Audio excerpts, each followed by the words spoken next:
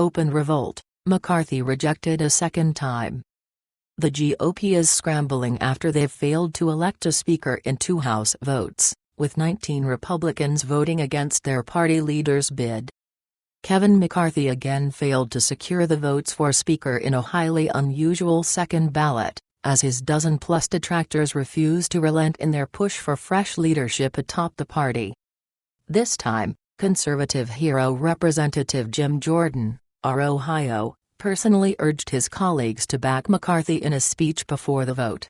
Instead, all 19 GOP defectors voted for Jordan on the floor, sending their leaders scrambling in what is only the second time since the Civil War that a party will need multiple attempts to elect a speaker on the House floor.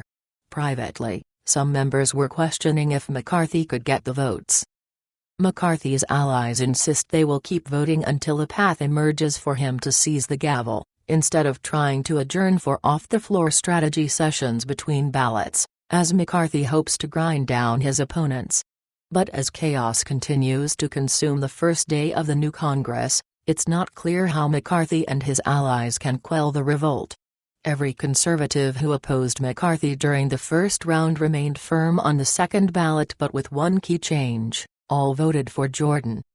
So far, they remain locked in a game of high-stakes chicken. I think it's going to be increasingly clear that he's not going to be Speaker. We will never cave, Representative Bob Good, RV, said after conservatives blocked McCarthy from winning the gavel, urging him to drop out.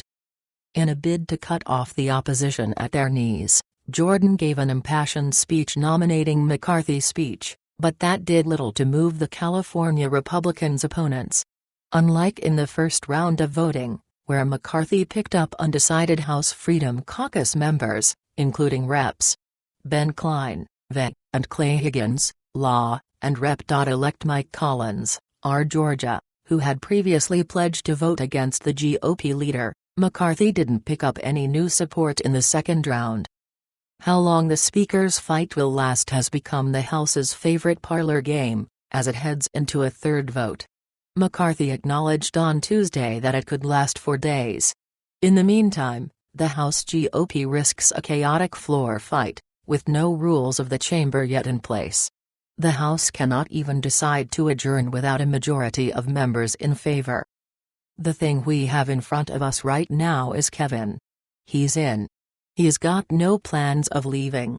He'll stay in for months if that's what it takes, said Representative Brian Fitzpatrick, RPA. Some members even declared their support on the floor. Representative Nicole Maliotakis, RN.Y, said, as she cast her vote, no matter how many times it takes, Kevin McCarthy. Those dozen-plus opposition votes came despite fierce pressure from McCarthy and his wide band of allies that he has honed over the years, with some members even vowing to punish defectors from removing them from committees. No one in this body has worked harder for this Republican majority than Kevin McCarthy, New York Representative Elise Stefanik, the number 3 House Republican, said in a booming floor speech delivered moments before lawmakers began to vote. After brewing for years, the revolt against McCarthy materialized on the floor in front of all 434 seated members, with the seat of the late Representative Don McEachin, D.V., still vacant. On a day of plenty of pomp and circumstance, dozens of lawmakers brought squirming children, including at least one crying infant, as they sat through the full roll call vote. The substantial block of opposition against McCarthy marks an increase from the day prior, when only 5 House Republicans had publicly declared they would vote against their party leader. But storm clouds were brewing over McCarthy throughout Tuesday. Just before heading to the floor, House Republicans gathered for a tense, and at times, raucous, meeting where McCarthy and his top supporters erupted at the dozen-plus conservative hardliners vowing to block his speaker's bid. In a fiery speech to his conference in the closed-door meeting, McCarthy underscored the extensive concessions he has made to those who have vowed to oppose him, largely those in the House Freedom Caucus, according to multiple members in the room. But he also told members that there were about 20 GOP lawmakers who planned to vote against him, far more than the 5 who have publicly opposed him, in a preview of the chaos that he met on the floor. "I earned this job. We earned this majority, and God damn it, we are going to win it today," McCarthy said to a standing ovation, according to lawmakers in the room. It wasn't just the California Republican calling out the conservative hardliners. Many of McCarthy's frustrated supporters, too, unloaded on the band of detractors. At one point, Representative Mike Rogers, R. Alabama, the top Republican on the House Armed Services Committee, pushed the idea that any Republican who opposes McCarthy should be stripped of committee assignments.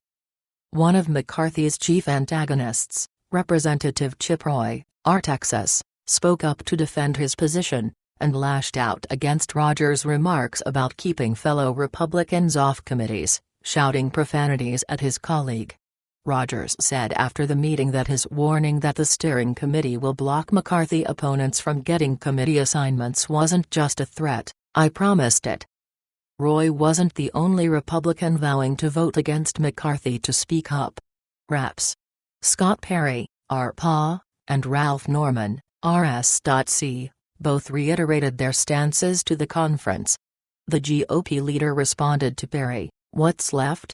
What do you want?" Other anti-McCarthy members, including Perry and Reps.